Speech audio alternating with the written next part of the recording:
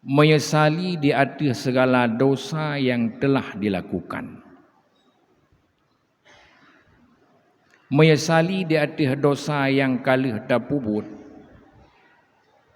Cara itu akan timbul, kata Imam Al-Ghazali, dengan memperbanyak mengingat mati dan melakukan tafakur.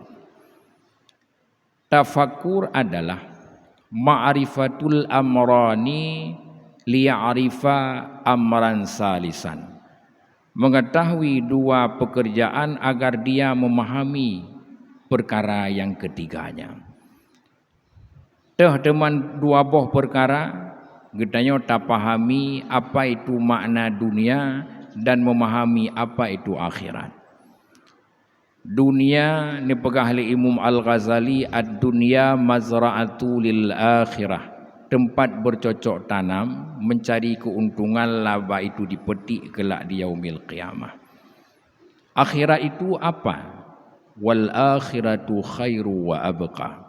Negeri akhirat itu adalah rumah kita. Rumah ke situlah kita akan kembali.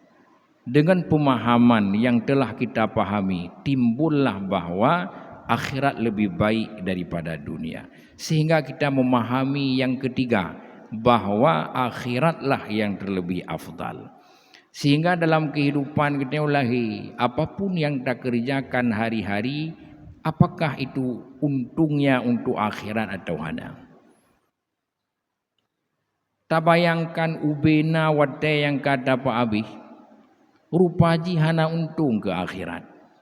Rugo lagi urang mekat, keluarkan modal yang banyak, Pak Abih wate ke mekat, rupaji wate ke mekat, hana untung, pangkai-pangkai Abih, timoh penyesalan. Begitu juga dalam kehidupan kita.